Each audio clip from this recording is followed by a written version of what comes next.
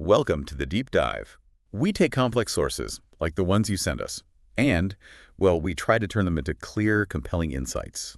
Today we're setting out on a really unique journey. It's a deep dive into a very, very personal story, love, loss, the search for meaning. And this whole thing comes straight from someone's actual lived experience, right from their detailed notes. Our mission really is to unpack this story. It starts, believe it or not, on a cruise ship, then takes us across continents. We're going to look at the big moments, the unexpected turns, and just the raw truth of human connection and, well, disconnection too. It's all in the notes you gave us. Yeah. What's really striking, I think, is how fast a seemingly casual chat can balloon into something life-defining. We'll be looking at the little details of the relationship, the pressures from outside, and also the internal struggle, navigating some really intense feelings. So yeah, get comfortable. Let's unpack this. It's a deeply human story, and I think it promises some real aha moments about connection and what happens when it breaks down. The genesis of the story, from cruise ship to university halls. Yeah. Okay, so our journey begins, maybe surprisingly, on a cruise ship. Picture it. Our narrator, Atit, he's having dinner with a friend. Pretty relaxed setting. Right. The atmosphere is set up perfectly in the notes. They'd just seen some fantasy show. 9 p.m., songs, music, dance, and ice skating, it says.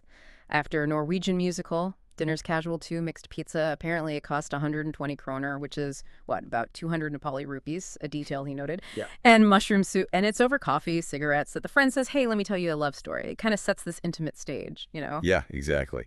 And from that moment, right there on the cruise, the story flashes back to Etit's past. His first day is at Tribhuvan University TU.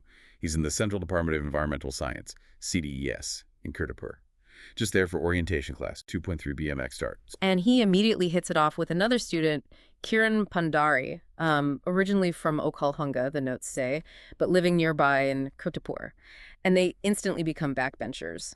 That's significant, I think, that kind of shared identity. Definitely. We also get quick intros to a couple of professors. There's Professor Dr. Ramakant Yadav, the department head, described as the birth giver of the department. Sounds pretty stern. Emphasizes discipline with a rough voice. And another one, Professor Pagwan Desmaski, is mentioned just as someone who will give tips so you get a feel for the environment. Formal structure, but also these early casual connections forming. Right. The start of a new chapter. The mystery and the reveal. Roll number 10. So Atit's settling in, and then this new thread starts. A bit of a mystery, really. Someone catches his eye. He gets curious about this girl, only knows her name is Saya. He asks Kiran, his new backbencher friend, if he knows her. And Kiran does, sort of. Knows she's the entrance topper, like top of the class getting in. Not much else. Says he'll find out more. And that just builds the anticipation, doesn't it? For Atit and for us reading the notes, that little bit of mystery is classic. Totally. Then the tension builds a bit more during a canteen encounter. Atit and Kiran run into 3 other girls, Pratiksha, Divya Joshi, and Anuparujali. They're from a college called Pakli, and one of them, the notes call her the fat one, kind of playfully asks for roll number 10. Yeah, it's that kind of lighthearted teasing you get. It breaks the ice. The notes clarify she's Pratiksha Casey, and she introduces everyone. And then Atit, sort of caught off guard, reveals his name, Atit Sharma. A little embarrassed, maybe, but it's how these things happen. Small interactions leading to bigger things. Exactly. And the very next day, the mystery girl, Saya, is properly introduced. Atit spots her on a bus. He just knows it's her instantly. And the description in the notes is really striking. Makes her very real. About 5'3", long face, Cadbury-like brown color. Interesting description there. Thin body, silky straightened hair. Wearing a dark jacket and blue jeans. It's like he's really taken notice, Absorb the details. Yeah, definitely. So later in the canteen, Pratiksha just comes out with it. Directly introduces her. Roll number 10, Saya. And Saya seems surprised, the notes say. Maybe hints she's a bit reserved. While Kiran, Mr. Charmer, jumps right in and introduces himself, so the group dynamic starts to solidify. Right. The key players are now on the stage. The unfolding relationship. Love, pragmatism, and obstacles. So from these, casual meets in class and the canteen, things start to deepen between Atit and Saya. Doesn't start with some grand romance, but actually a group thing.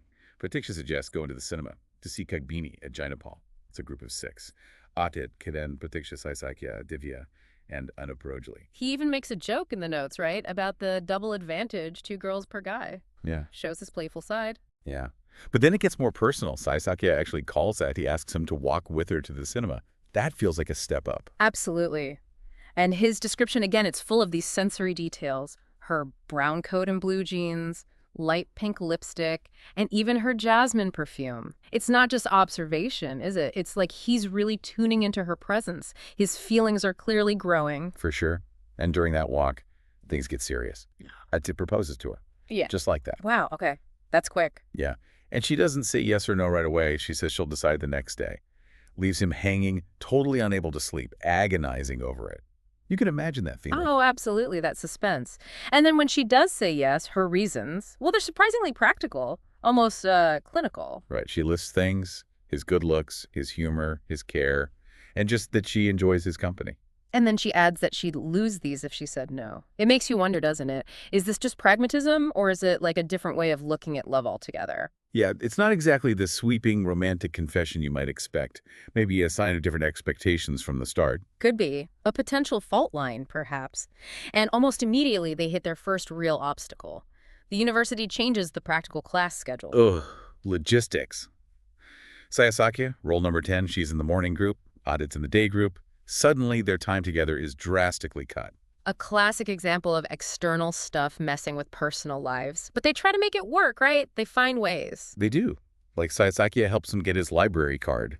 Small thing, but it connects them. And then there's that moment in the coronation garden. They find a quiet spot, share their first kiss.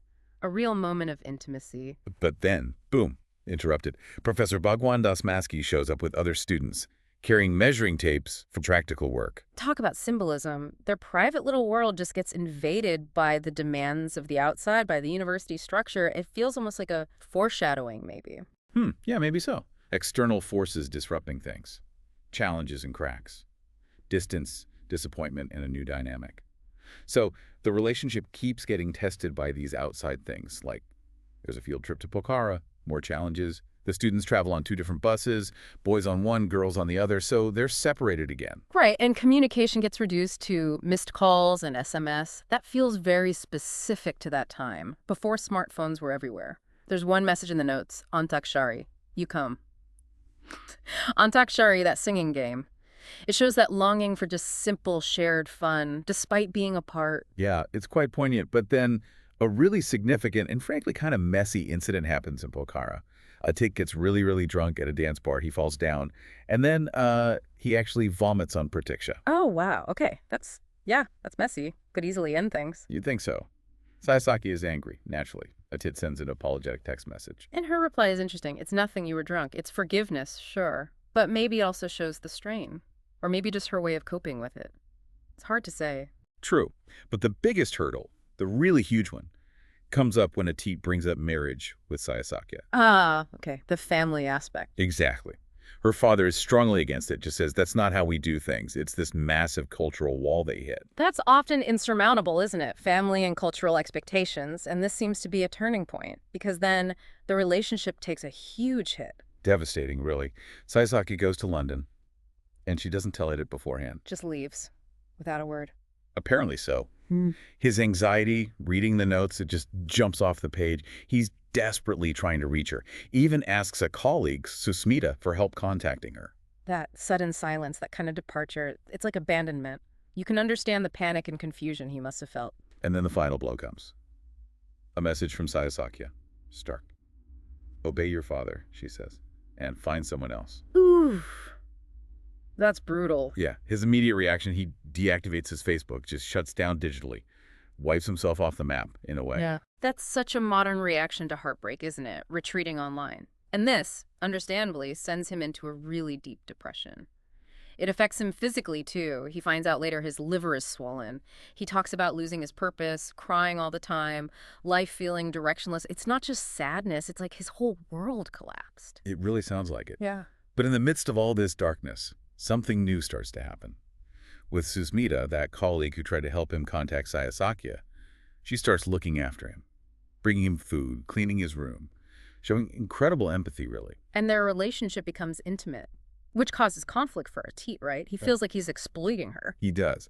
But Susmita's perspective, as recorded in the notes, is actually quite remarkable. She doesn't see it that way. Yeah, she basically says consensual sex isn't bad, and what she got out of it was companionship.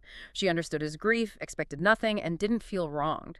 It's a very mature, maybe unconventional, but deeply empathetic viewpoint on connection and care during hard times. It really is.